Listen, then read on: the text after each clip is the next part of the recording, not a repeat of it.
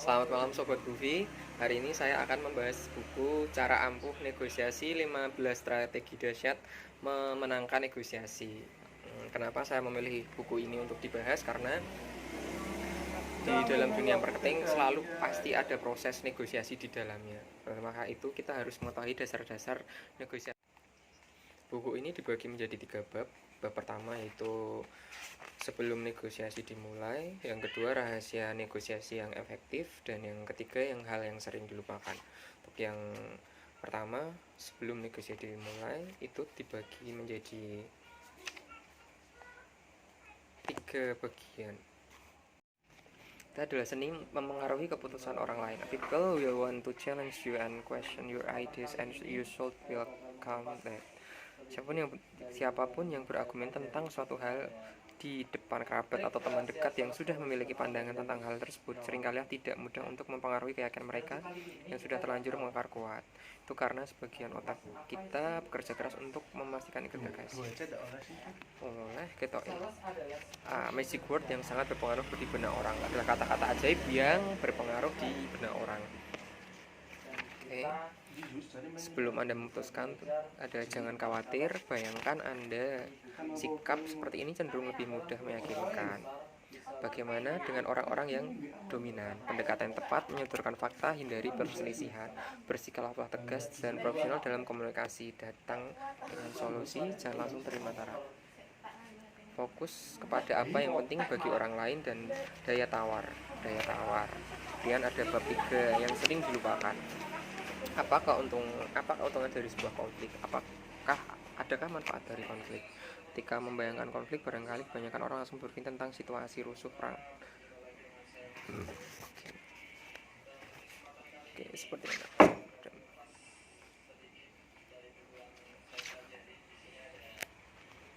Bagaimana menyikapi pertentangan?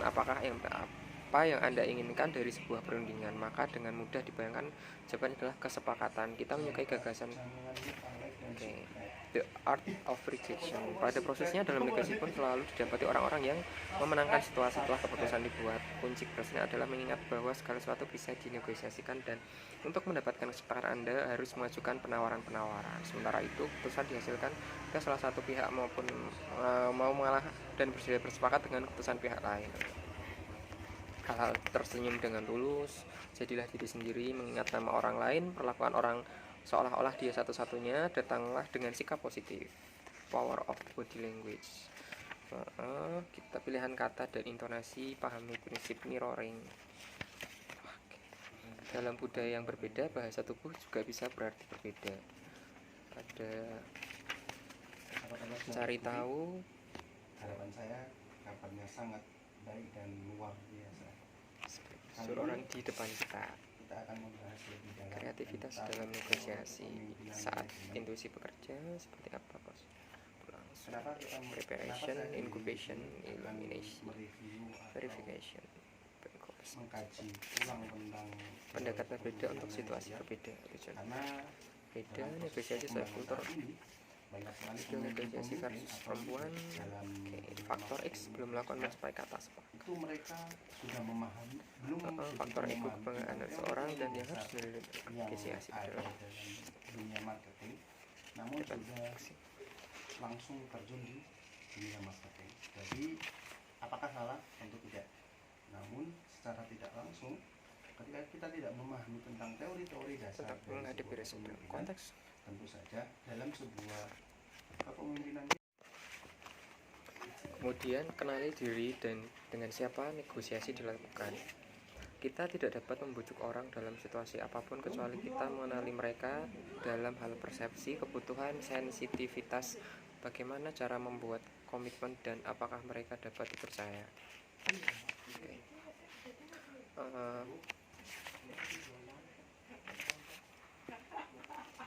Sini dibagi menjadi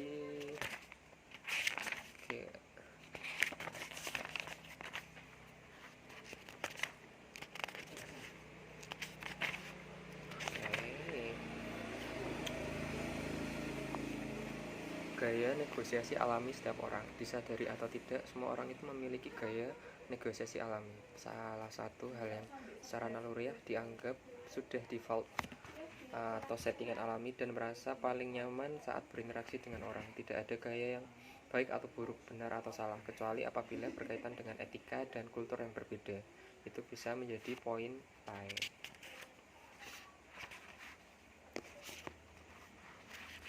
Di sini kita juga bisa membagi menjadi negosiator introvert versus extrovert atau mana yang lebih unggul. Dengan kecenderungan introvert yang memulihkan kekuatan batinnya dalam kesendirian, sekarang mereka berperan menjadi negosiator yang baik. Hahaha.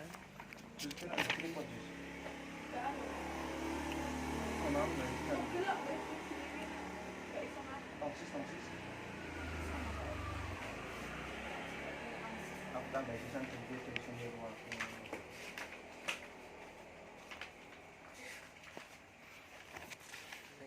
Halo, salam sukses buat teman-teman saya yang di luar sana.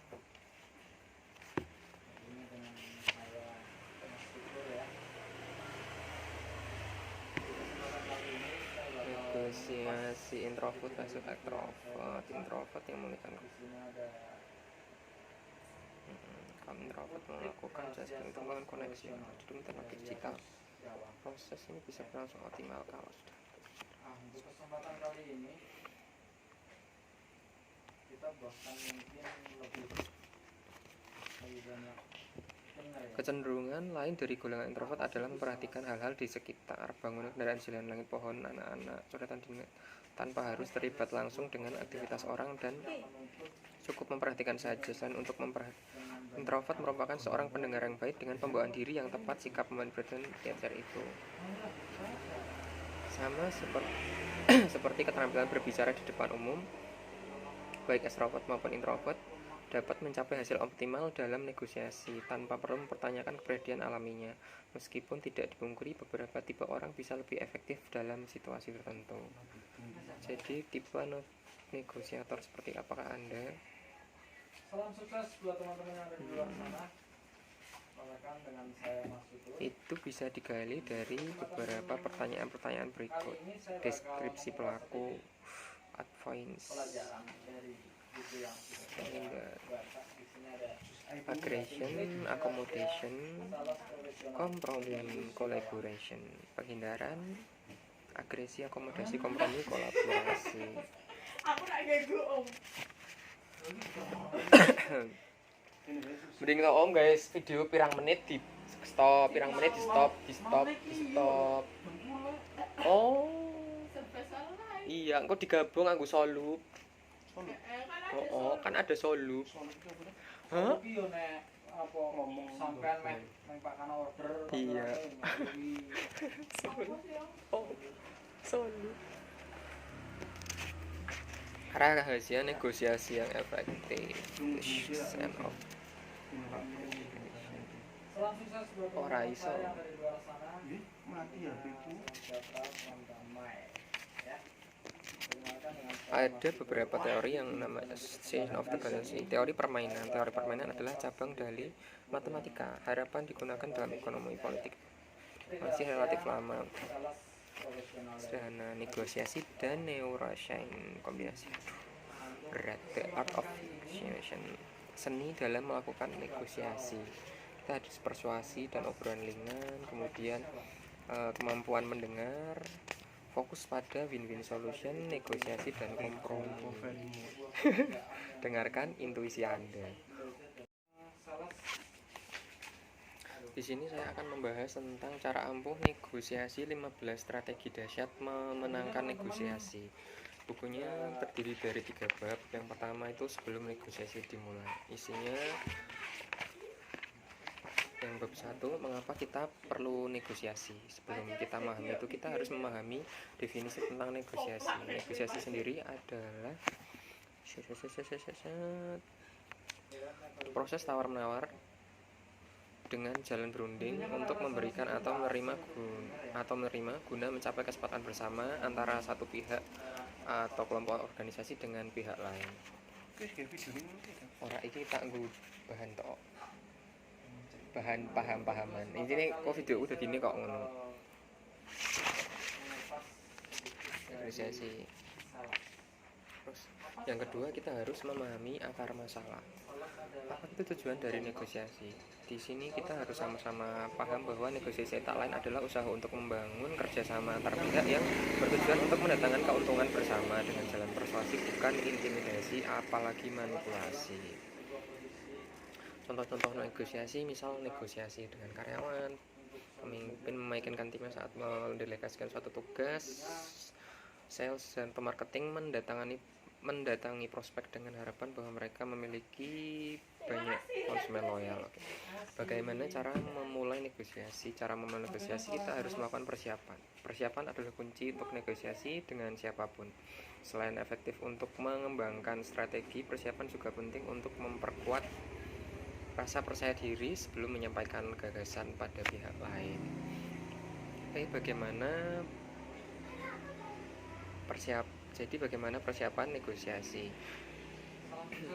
Ini daftar pertanyaan yang bisa kita gali untuk memandu langkah kita dalam melakukan negosiasi. Yang pertama, apa tujuan yang ingin dicapai? Yang satu, tujuan Anda, bagaimana target minimum yang ingin Anda capai, buat tujuan jangka pendek dan jangka panjang, apakah tujuan Anda sudah cukup smart? Yang kedua, melakukan penawaran. Poin utama dari masalah yang didiskusikan apa, bagaimana Anda membuka percakapan, apakah Anda akan berdiskusi melalui telepon, secara tertulis atau secara langsung, di mana Anda akan bertemu, bagaimana menciptakan suasana ideal untuk diskusi, etika yang harus kita ingat selama negosiasi, bagaimana Anda punya strategi. Yang ketiga, memahami pihak lain. Pihak lain itu apa yang Anda ketahui tentang pihak lain sebagai mitra negosiasi Anda, nama, posisi, hobi, referensi, karakter, dan lain-lain. Kepentingan pihak lain, seberapa penting masalah ini bagi mereka, informasi apa yang ingin Anda tanyakan, adakah perbedaan budaya yang harus kita siapkan, adakah kepentingan yang sama, apakah perlu melibatkan pihak ketiga, kemudian meningkatkan performa mengambil keputusan. Harus memahami prinsip-prinsip negosiasi.